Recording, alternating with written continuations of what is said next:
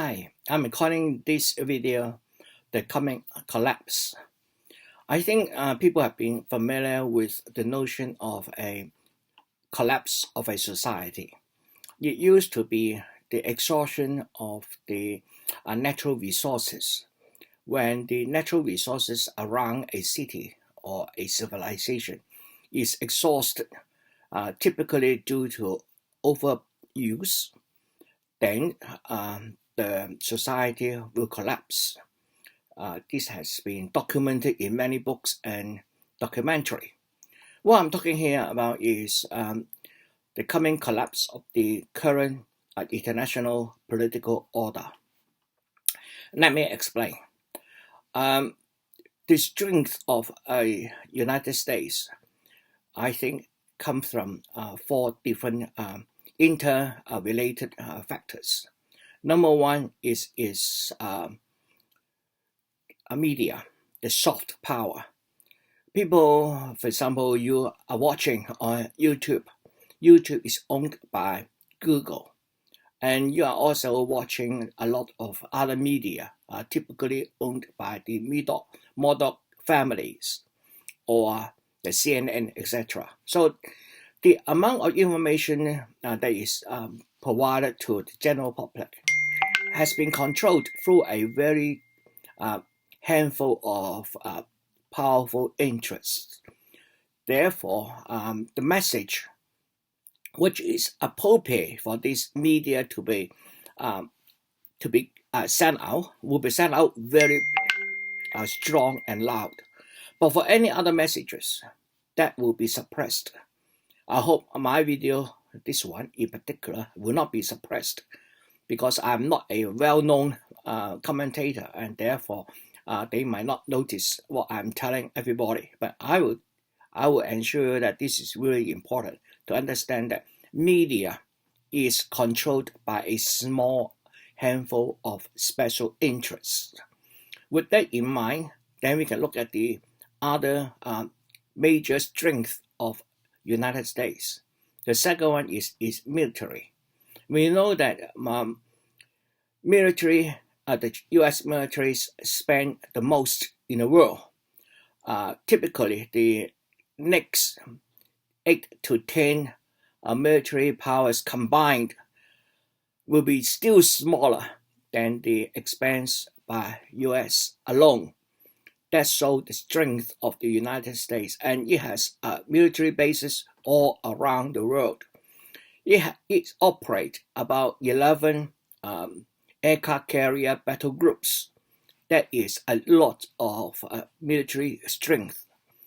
But during this coronavirus, we know that at least 2 aircraft carriers have officers on board with coronavirus.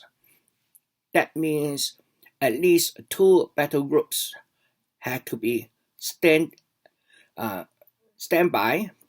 put on standby in order to evacuate the crew and then provide treatment to the crew.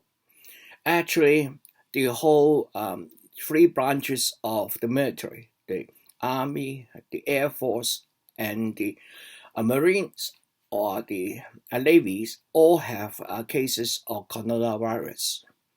That put the current military power into suspension, I suppose, and therefore it is at risk. But luckily, there's no adversary who would like to attack U.S. at this moment. So please rest assured, U.S. is pretty safe at the moment. But anyway, that also signals a very weak point of the second strength, the military. It can be brought down quite easily by a pandemic. The third strength of the U.S. is financial power. U.S. dollars is now the world's major reserve currency. About 60% of the countries all over the world reserve is U.S. dollars or U.S. government bonds. Therefore, U.S. still maintain a capability of printing money to get whatever it needs.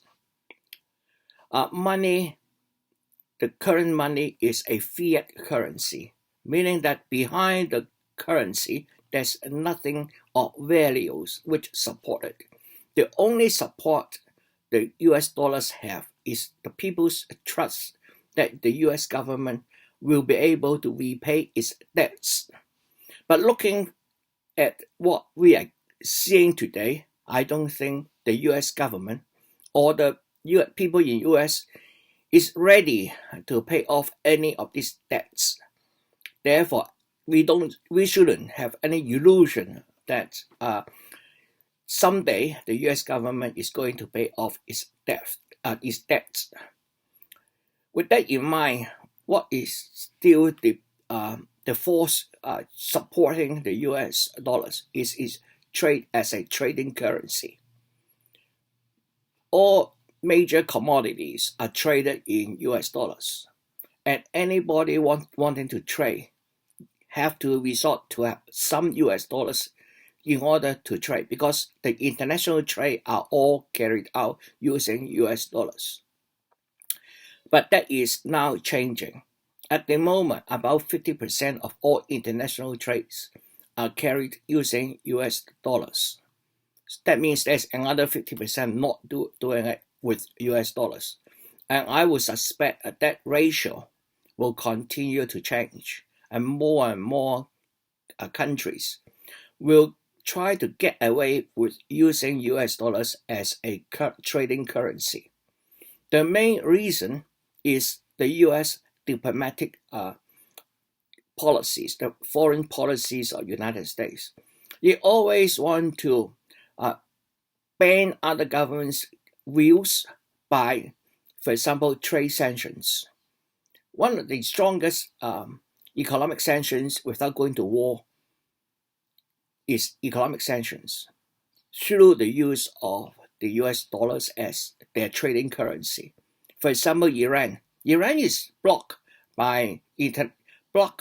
from doing international trade simply because US do not allow Iran to trade in US dollars. Therefore, nobody is trading with them. Now that a lot of other countries seeing that as a threat, and therefore they will have to prepare themselves so that in a day when their policy is not in line with the US policy, they might be sanctioned, and then their economy put in jeopardy. An example is the next door neighbor to US, the Venezuela. They are a very rich, oil-rich country. The reason their economy is in such a bad shape is because of the US sanctions. With that in mind, what do Chinese think? What will Chinese leader do in order to prevent themselves into the same situation, such as Venezuela or any other country like Iran? Well, try to switch away from using the US dollars as the trading currency. I think that is going on. That will go on in the near future. So that is US current strength, is its ability to print money to get whatever it wants. But that is dependent on two factors. One is military strength in order to maintain its will against other nations' will, and secondly is because it is the reserve currency as well as a trading currency. The fourth strength of United States is technology based. It has been the leading technology developers in the world for the past 100 to 200 years. So it has accumulated quite a lot of intellectual properties within the US companies. But unfortunately, US company is not the same as US government or US people. These companies are owned by a handful of very rich people who will not have any loyalty to any sovereign. They are loyal only to themselves. They're only loyal to their own money. Now, with that in mind, that's the reason why every corporations try to minimize their tax burden. They do not want to pay that tax because paying tax to them is a loss of revenue or loss of their own importance to themselves. That means when there is a crisis, US people will not be able to depend on their corporations to provide them with any support. Again, the current coronavirus is a clear demonstration of that. The coronavirus started in December last year. I think your media had talked about that occasionally and has been saying what happened in China is a propaganda from China. I heard Donald Trump talk about it is a horse. It's fake news. That's what Donald Trump had been peddling. Okay, while China is fighting its coronavirus, what have the rest of the world done? Did you make any preparations in case the virus came to your shore? I don't think so. But for those smaller countries like Singapore, like Hong Kong, like Taiwan, like Korea, they take notes and they set up methods to limit and scan all the incoming passengers. Today, they are much better off than, say, Italy and now United States. I last visited and saw that the confirmed cases in US has surpassed 280,000. That is a lot of people being infected. At the moment, the death rate is still quite low, at around 3%, but nobody can guarantee you can maintain that low death rate. And looking at the statistics, I'm not confident that your death rate will be at 3%. It will be much worse. And with that 280,000 confirmed cases, how many asymptomatic patients or carriers are still at large in US cities? We don't know.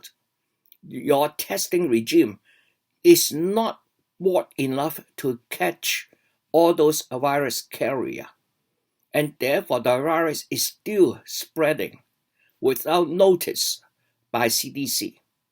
That is a very worrying sign. Look at what Korea have done. Look at what China have done. They track every single carrier and all the suspected carrier. They check every one of them with test and test and test. That shows the lack of government initiative. And that also shows you how your corporation will respond. Now, when the government call for emergency medical supply, like face mask, personal protective equipment for your frontline healthcare workers, they now started gearing up and started changing some of their manufacturing to provide the required equipments. But it takes weeks, if not months, before the first rollout. By then,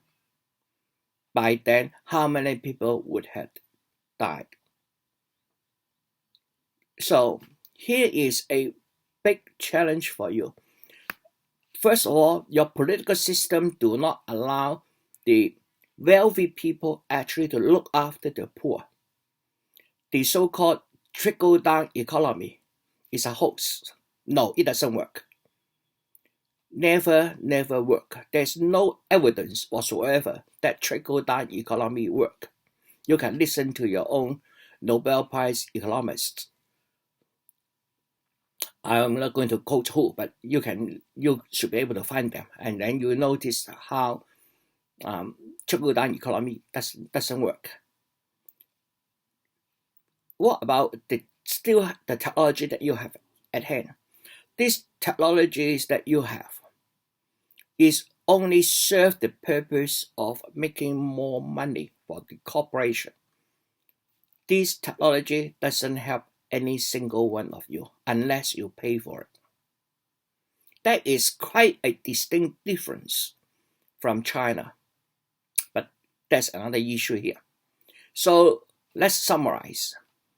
Up to now, I talked to you about the four strengths of US is soft power, the ability to manipulate the media to their liking. Your military power is very large, the strongest in the world.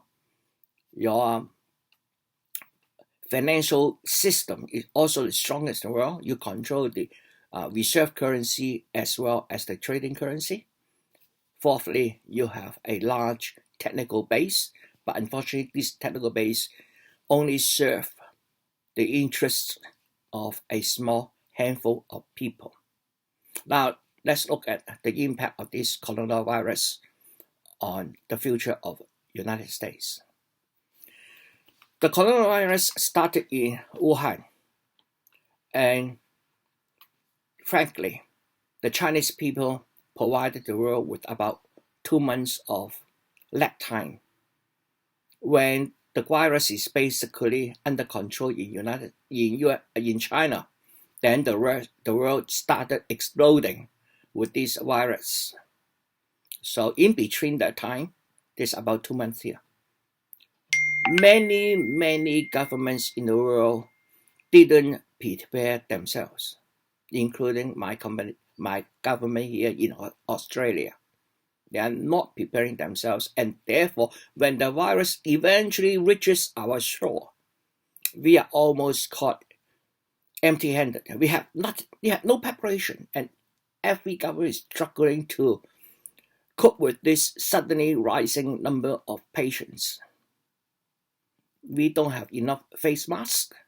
We don't have enough personal protective equipment for our frontline healthcare. Our hospitals hasn't got enough ICU beds or even infectious disease beds and wards. We are caught almost unprepared. It shouldn't be. China is the one who was caught unprepared. The virus started spreading in China, and the world know about that latest in the last week of January 2020. Latest, because the Chinese doctors and scientists already started publishing their findings in the most famous medical journals in the world, Lancet and New England Medical Journal, etc., etc. These are well-known journals in the medical field, and every country's chief medical officer should be reading them with care. They should have known that there is a virus spreading like hell in China, and they should have started preparing. If you start preparing in late January, when the virus hit you guys in mid-March, you would have about at least 6 weeks to prepare. But no, most of us struck with, oh, wow, it's coming. Suddenly it's come. Here we have a lockdown. When China locked down Wuhan, everybody say you are authoritarian, you are abusing human rights. But when it is about life and death, our government also locked us down. The same thing. So don't use double standards. When it is about life and death, this is what you have to do, and this is what you have to do.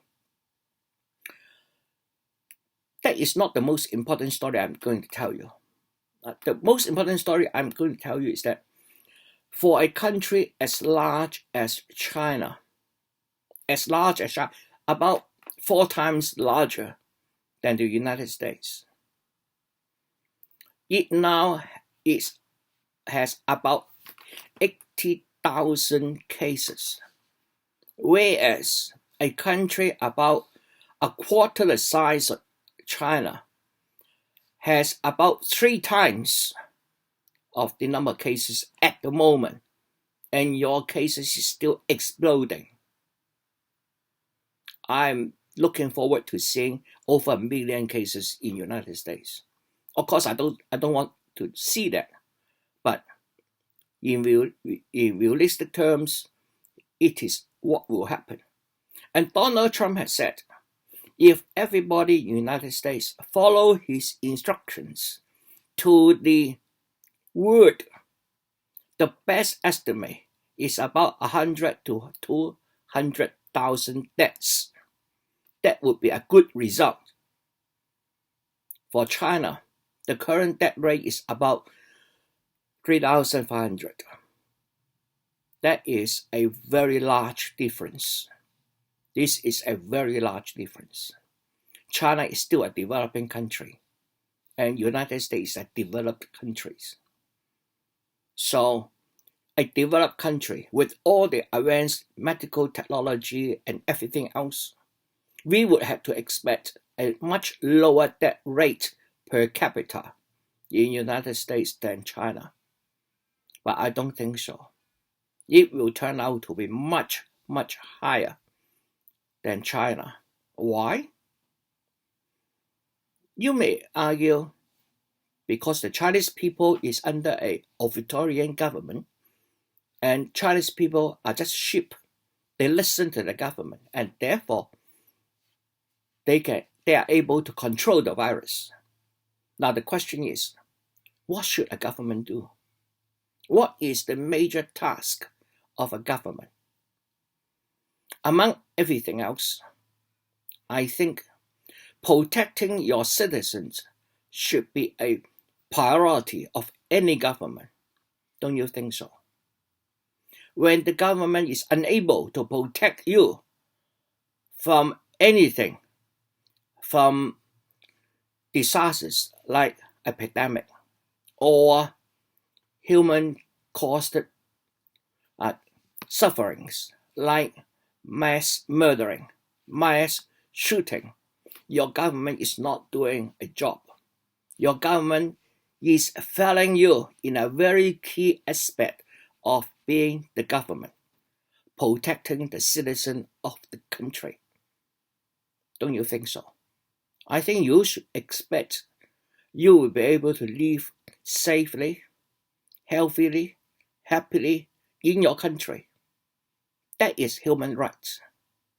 That is your right to be free from war, free from accidental killings, free from disasters, and if disasters do strike, you will know that your government will do whatever it can to help you through this difficult time. Using that as a matrix, as a measure, how do you fare? Do you think the Chinese government is doing a better job than the US government or not? Chinese government never said it want to export its government structure to everybody else. But now we have a clear demonstration, an example of a government structure which care more about its people than economy. Chinese government is willing to shut down a 60 million people city and shut the whole country down in order to save every life it can save. It doesn't allow the doctors to choose to save the young from the old. Every single life is a life. Of course, you don't hear that from your media, and that's your strength. Your media control what you can see and hear. I'm giving you an alternate reality. Well, say, this old man in Australia, how do you know? Okay, I don't know. I really don't know. But I search, I look, and I find the truth for myself. If I can do that, I believe you can do that too. So start looking. Don't just look at your television. They are controlled by a handful of special interests. If you do want to look at it, try to watch the television from other countries. Maybe try the televisions from China. CGTV is a very large Chinese government-funded television network. You can watch it with a grain of salt in mind. It is propaganda, no doubt. All news are propaganda. Okay, so watch it with a grain of salt. Always remind yourself that this is not the whole truth. It may even twist the truth. But with that in mind, do watch them. See what are the message they send it out. Then double check it with other sources like the BBC, like the Russia Today, like the news from Germany, from Europe. All news agencies nowadays will have different languages.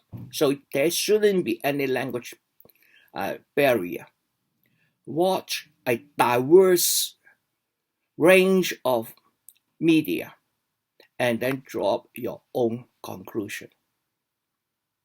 I can read Chinese, therefore I will be watching the Chinese news in Chinese language. If you can, please do so. If you can't, you can still watch CGTV, the Chinese Global Television Network.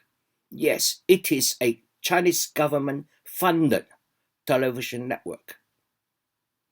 Same to your CNN and Fox and Washington Post and all news. They are propaganda machines. So treat them as what it is. It is propaganda machine. The topic of, I'm getting too far and it's spending too much time. But anyway, let me just continue. Since you watch up to here, I suppose I'm striking some Westerns with you. So bear with me for another couple of minutes. Now that the Chinese is offering a different alternative of governing, then we should start thinking of the so-called universal values. Election by popular votes is only one method of choosing a government. This method do not guarantee the choice of a good government. And democracy is not about how you choose a government. Democracy is about how the government solves the problem of its citizens. If the government places the will of the citizens in the forefront and solve the problem of the citizens, it is a good government.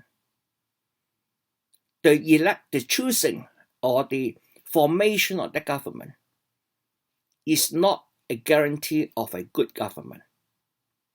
We need other measures to measure whether a government is good or not.